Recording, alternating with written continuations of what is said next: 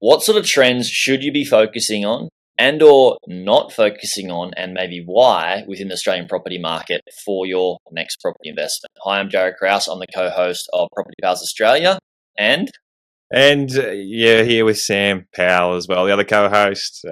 This is part 2 of the conversation that we had with the data scientist and one of Australia's leading property minds, Luke Metcalf, where we jump into a few interesting conversations. And in this part, a key interest of mine is all looking into the future of the Australian property landscape. And Jared also had some interesting questions around, I guess, the artificial intelligence side of where the data is taking us as well. So we definitely got a lot out of it. And we really appreciate Luke's time, and I'm kind of just fucked that all up. So sorry about that, Jared. No, it was great. Keep going. But before we jump into this episode, what I did want to obviously share with you is this isn't the only way that we help people. The key part to your success is understanding your borrowing capacity in order to invest in property to change your life and create that financial independence. So head on over to propertypals.au/resources and download our Maximising Your Borrowing Capacity mini course. And as always, listen in, leave some comments, and any questions, shoot them through. Welcome to Property Pals, the podcast where we share everything around how to build a property portfolio, from researching areas, financing, structuring, buying, selling, and reinvesting to live a life of financial independence. As a disclaimer, any information shared by myself, Jared, Sam, and the Property Pals team is strictly general and should not be taken as constituting professional advice. You should consider seeking independent legal, financial, and taxation advice from a qualified professional.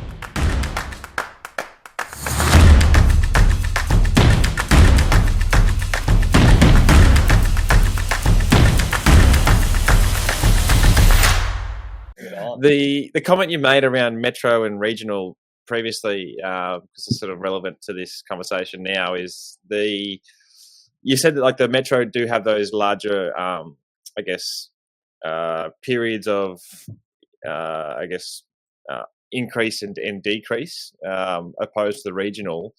Is that like looking at that longer term data, like it feels that those regional, is there somewhat of a case to say they could be even safer if you're looking at the right like locations, where if there was something to happen as a major economic event, then that's its own small town that isn't caught up in, like I see the Sydney market dropped 10% during I think 2022 after the large rise, and now it's back up again, whereas some of these regions, they either did nothing or have continued to just pot along. Is that like during those more, I guess, difficult economic times, is there more safety in those regions, do you think, or is it like... So there's definitely that affordability argument, which makes perfect sense to me. I haven't modeled it as such. So I mean, I throw everything in the kitchen sink in to try and see what predicts growth.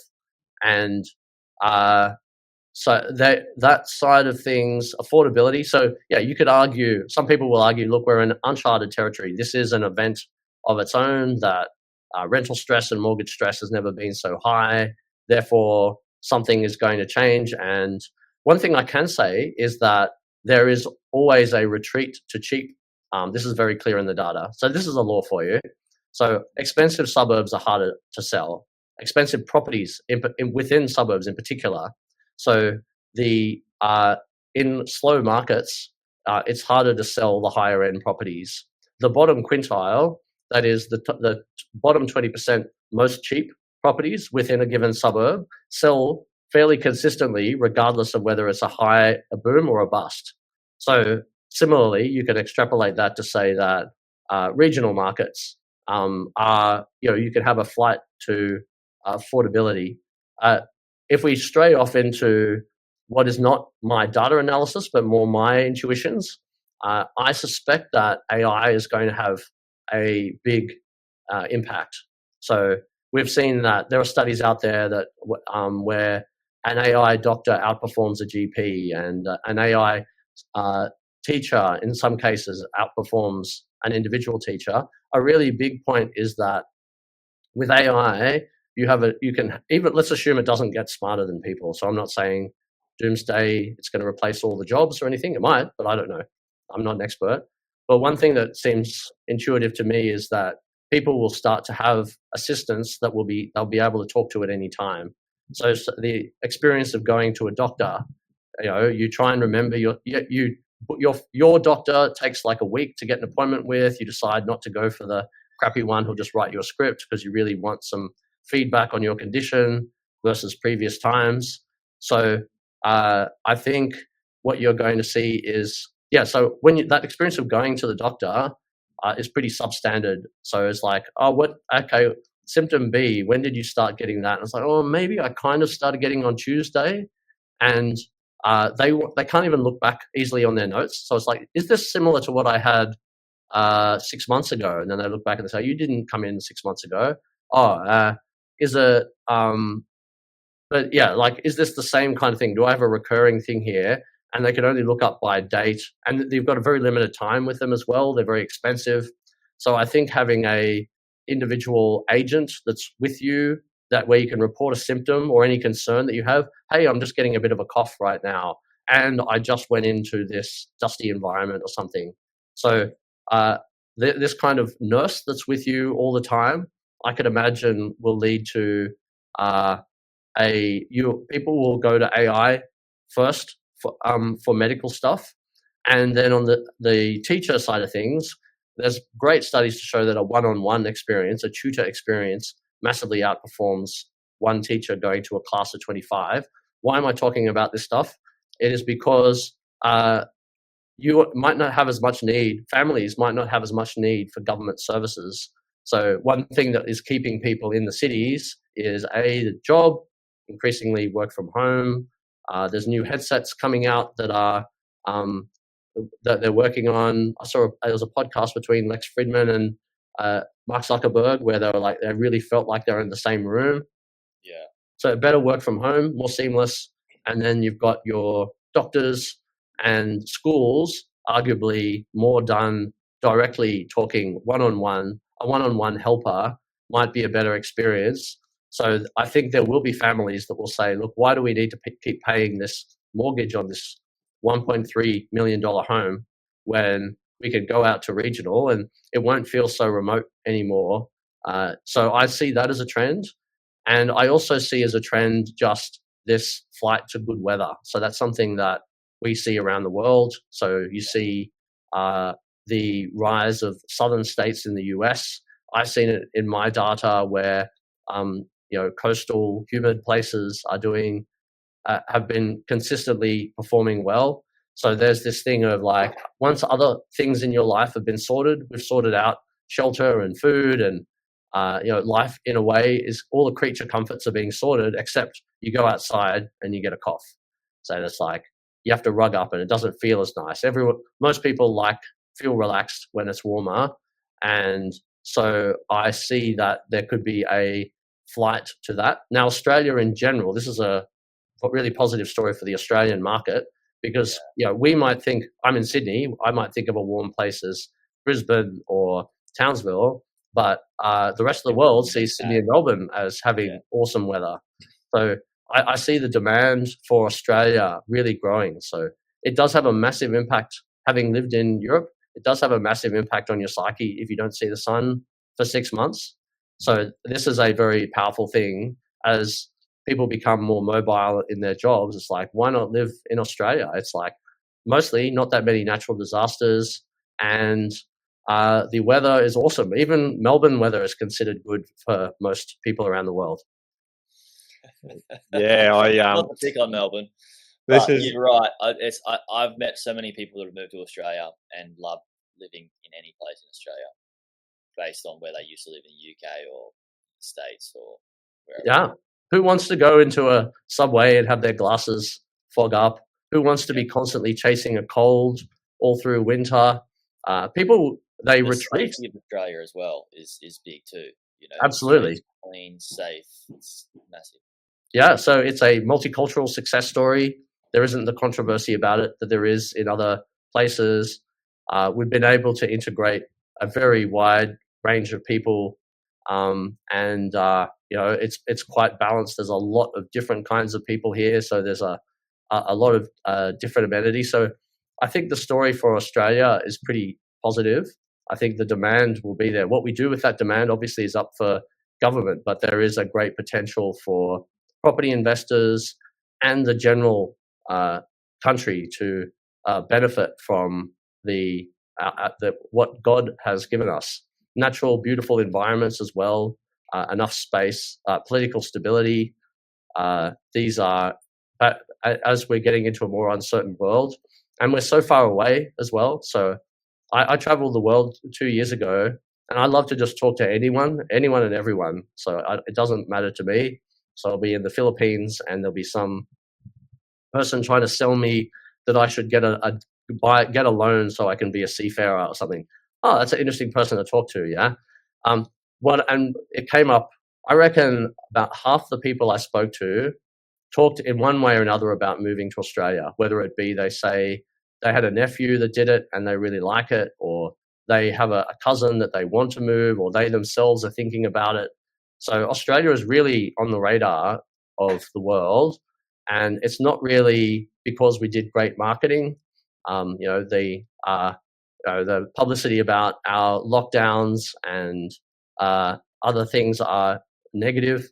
So, but people know, everyone seems to know somebody when you're going around the world. They know someone who's moved to Australia. They know that we have high minimum wage. They might not necessarily know that it's about the highest in the entire world. But yeah, so a very valuable thing. And often just, I want to get away from the troubles of Europe or Asia. That safe haven thing, to be as far away.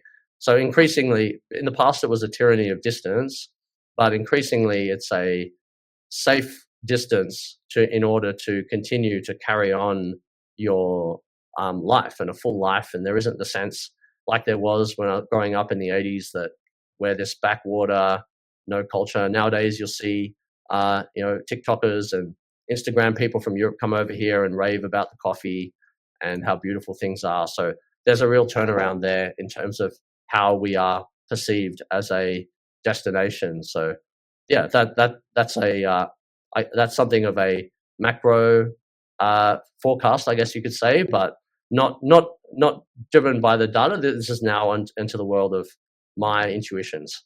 Oh, I'm on board. Like I was even saying with even the whole COVID lockdowns. Like let's be honest, there's always going to be something. We're becoming more and more connected digitally, but also we can fly. Like think about where we were 40 years ago. We can fly many places in the world. But if you look at it and go, well, say there is some kind of, a catastrophe event or another health event where we go through lockdowns, where like Australia, it's the largest island nation in the world. So we're surrounded by water, and we've got our own, commodities and resources. We've got an underpopulated land mass compared to the majority of places in the world. The I guess invest case for Australia is really strong in my point of view, and you always feel like it's a biased opinion because we are Australian. But Jared and I spent a good part of, I guess, our entire 20s traveling the world, experiencing that. And even when I came back from Bali just recently, when you were over there as well, it was like I was excited to come back, to Australia. And like Bali in its own right is such a beautiful place that you can see there's like the tourism over there has gone nuts over the last few years. But I still have, where would I rather be? I prefer to be in Australia. Yeah, Australia is a developed country and it's planned, not perfectly. So not like Bali where you've got these incredibly long streets. So you want to get from there to there and you've got to go massively around. There's no smell of poo as you're walking around. Yeah. That's a pretty big plus. So it's like, hey, wow, the foreigner arrives, wow, okay, it's a Western country. I can see that. But also there's lots of space and it's clean and things just work. You come back and it's like everything's just easier. It's there isn't as much friction to get things done, particularly when you're trying to build a life in another place, which I have done. So, there's simple things like you can tap your credit card on the when you're taking the metro, yeah, and you go into the service, like here in New South Wales. I believe other states have the same thing. You can just walk in and say, "Yeah, I just want a driver's license," and I'll just direct you to there. So there's an ease of lifestyle. People like the relaxed nature. So like Bali, people like to move to places where there are friendly people. So Thailand is another example. Yeah. So people want to feel like the locals are kind of nice. We're not perfect, but we are an outgoing, gregarious people, and that is seen as a big plus. You should care what the locals are like. There are other places in the world where it's not as welcoming. It's not as easy. You can't go around after 5 years. You can't go around calling yourself as from that country. Like you will always be an outsider. So you can go around and say, "I'm an Australian," if you want to be here. So that is something special. That's more like, yes, you can actually create a new life and take your family here and lay roots here in a way that you can't in other places, because you'll always be thought of as different. Yes. I like the way your brain thinks, and I guess I mean, you did mention that you're not, I guess, in my mind anyway, you're probably one of the AI forefront in the property industry anyway, from what I have come to see, and all your data points allows you to be that, in my opinion. Bringing it back to sort of the whole property side of things is the opportunities in Australia. Like, obviously, in your mind, they're quite great, and I mean that a trend from seeing the tree change out of those major metropolitan areas. I guess you're sort of on that same boat where that trend will continue, where I guess the migration influx is always going to be hitting Melbourne, Sydney because of employment opportunities, and then that sprawl out will continue over I guess I'm trying to seek opportunities for investors in the market. Do you see that sort of trend continuing, do you think? Yeah, so you can definitely see in the data that migrants will pile into certain spots and then move out. So as they chase the Australian dream. So in the beginning, they will go for areas that are concentrated in their own ethnic group, and they're usually to be found in Sydney and Melbourne. And so Lakemba in Sydney, for example, has had many waves of Muslim migrants, but then they move out to other places. They spread out.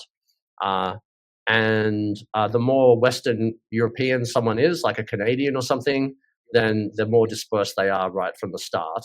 So yeah, you've definitely got Sydney and Melbourne as these entry points, and you have, so Western Europeans in general, they seek space and privacy, whether they're Anglo-Australians or Germans or whatever.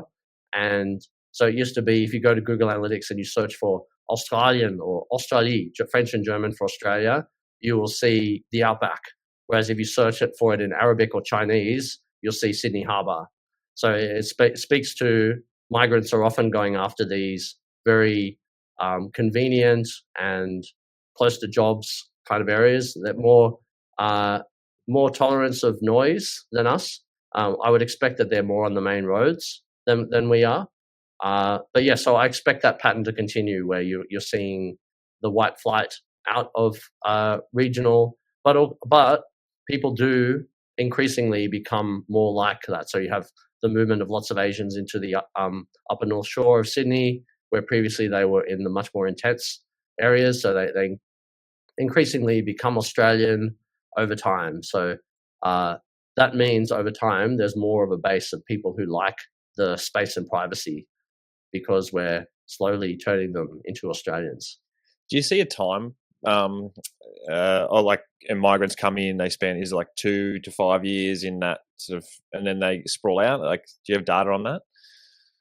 Yeah, that's an interesting one. So this goes to my data science consulting. So this is outside real estate. Definitely the amount of time someone has spent in Australia, that over time people become more like Australians.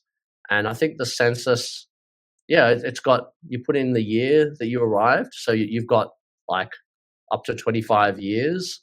So obviously early on you rent, and then this is not my data, but I think 2 to 4 years people start to look at can they buy?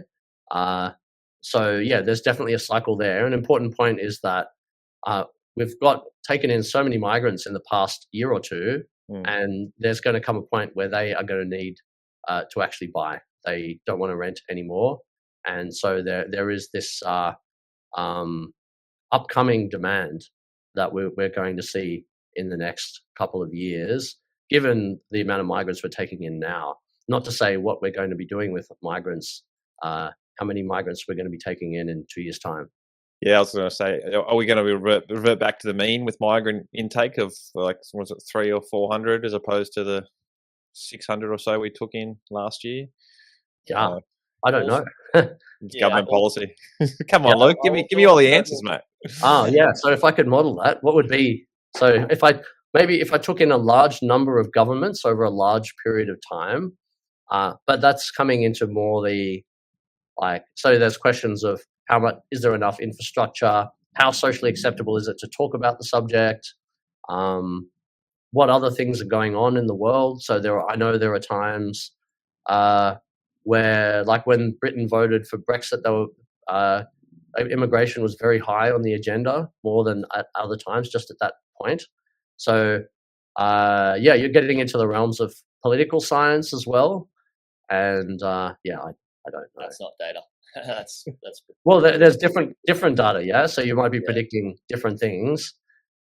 There's obviously has been a long-term trend towards globalization up to about 2010, and certainly the education and migration trend has been strong, not just in Australia, but it's been also done in New Zealand and Canada and the UK and the US to a lesser degree, proportionate to the population.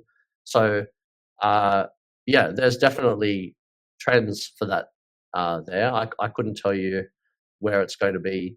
I understand in Europe, most public opinion is that there are too many migrants, but the old world is different to the new world. So we are more welcoming here in the new world. So yeah, I don't know. No, yeah, I want to circle back to property short term and long term. I know that we're running low on time here, so I wanted to squeeze this one in while we could. Do you believe that the more data that's coming out with property in terms of where to buy, when you're going to get a growth rate, how long the growth may be, are you seeing already, or would you expect to see, based on what you've found in the data, that people will be acquiring properties and then selling them, knowing when the growth rate isn't going to be as high anymore, and then reinvesting into other opportunities in other areas and having more properties, sort of, rather than, like, what I'm trying to say is, are people going to try and buy and sell properties more than just buy and hold and build a portfolio through the buy and sell based on when they know they can get growth because of the data that's coming out? Do you feel that that's a good one. Over time, I think I have the stats somewhere. Over time, what is the average length of sale of ownership of a property? It's less for investors, and markets are definitely speeding up. So markets are shorter now than they were in the mid 2000s, for example. Wow. So yes, I think there is I think the world is speeding up in general, and I think you've got a trend towards, for example, people can't buy a home to live in, but they can get an investment property that they will then sell in order to subsequently get in. So they want to build up a base, be riding the market, and be a rent investor for a time. Yeah. So yes, I think that will definitely be a trend, that attention spans are shorter. People don't take a job at a company for life anymore. We have fewer marriages these days, and your de facto relationships don't last as long. Fewer people are having children. There is a big trend towards being able to move to another place. So the international middle class, whereas in the 80s and 90s, an expat was a very high-end person. The classic guy who's earning $400,000 a year to do high-end consulting in Hong Kong is now, can be someone earning $30,000 a year trying to get their web development business off the ground in Bali. So you've definitely got a huge increase in mobility, and I think even the data shows that you can cover the transaction costs some of the time. So 6% of markets from 1990 to 2023, 6% of markets got over 20% net return after 1 year. So if you knew what those were, obviously you would just keep doing that. So it's there in the data that it can be done. And I think as everything gets more sophisticated, more people subscribing to microburbs, then you're going to see people will be like less patient. It's like, okay, so basically what you're being told in the real estate game is like, just ride the market for the long term. We'll help you out in the short term, but no guarantees. We don't want anyone to give us a bad review because you happen to underperform over that shorter term. But increasingly people would be like, look, there are lots of people who do this. Why can't I be one of those people? You got that statistic, what is it? 70 or so % of people don't get beyond the first property, and way more would like to. So it's like, if people want full-on financial freedom, they don't just want to have a bit of a base. Not everyone is just trying to park money, hide money from the Chinese Communist Party. There are other reasons to get into the property market. 15% of markets got over 10% net return. So yeah, you're looking at 1 in 7 properties that were bought and then resold, roughly speaking, were actually done at this massive profit. So it's like, yeah, let's hone in on that. Within 12 months. Within 12 months, yeah. So there is definitely, you can see in the data that the shorter term someone buys and sells, so the gross margins are higher. So what I think is happening is that fewer people will buy and sell when if they're going to make a loss. So there's loss aversion. So it's like all these mums and dads that bought into Telstra when it was made available, and then they just waited until it got back up to where it was after it went down. So there's a lot of that going on. So that's not to say that all properties would fit into that, because a lot of people will just hold, taking the advice of the real estate industry. It's like, okay, you haven't had your returns yet. Don't worry, it'll come. We can't tell you exactly when, but the returns will come. Just wait. The overall real estate market is awesome. And then it's like, well, you're asking me to go for the overall real estate market, but I'm buying one property. I'm not you're not selling me a real estate investment trust that is like hedged against the whole thing. I'm buying one property. I want to know how well that property is going to go. I want to know that if I have to sell after a year or two, because circumstances have changed, maybe my shit hot career isn't looking so good now, or maybe it's looking awesome and I have a different plan, then yeah, you want to know what your options are. I think smart investing involves active portfolio management. You want to know what you need to do. Life is like a boxing match. You have to keep on your toes. You have to react to your opponent. It's not a simple matter of setting out a plan that's going to set you up absolutely reliably. We don't live in such a stable world. It's not the 1950s. Yeah. My concern, like there's a lot of opportunity, and what you built out in microburbs is, I guess, from what I can come to understand, probably the leader with data analytics in the Australian property landscape. And by all means, jump on microburbs and check it out. There's monthly subscriptions and annual subscriptions.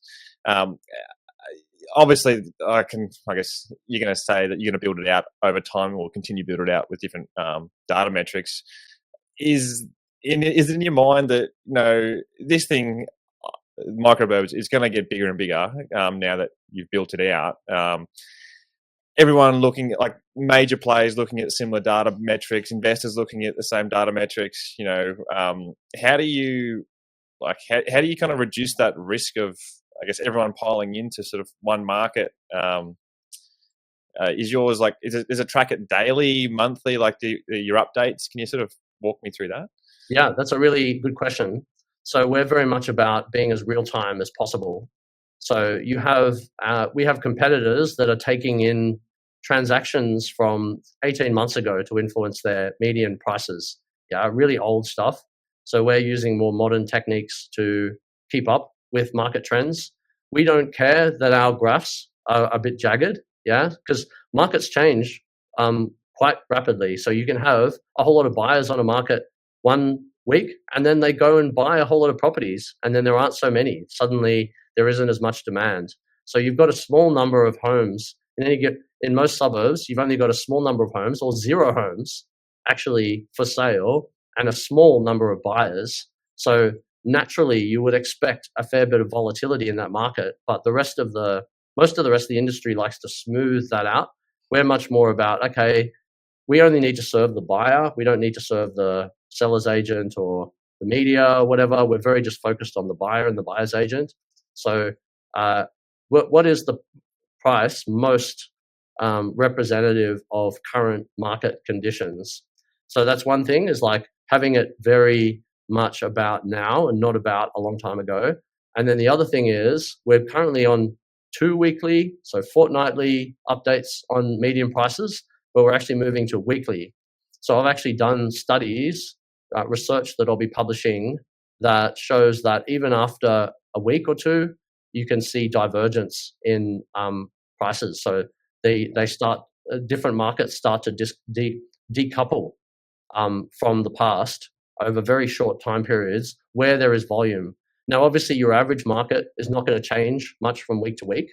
So if it's just ticking along, but there are times where there's a whole lot of sales or a whole lot of new properties put in the market or a whole lot of new buyers, and suddenly the whole dynamic has changed. And for you, as any kind of buyer, you've got a weekly rhythm of checking out properties. You should know where the market is right now. So we want to be able to react. So if everyone says pile into Rockhampton, we want to be reacting to that as quickly as possible in our median prices. So you can look at it and go, oh, look, it's actually gone up a lot. What does Microburst project it to go up? Okay, it's already gone to that. And then our forecasting, currently it's monthly, but we're moving quickly to moving that to weekly. We don't mind that our forecasts change from month to month. So we do get feedback, people saying, hey, you said that the 4-year outlook was really good last month, and now it's only pretty good. And I'm like, yeah, well, new information has come in.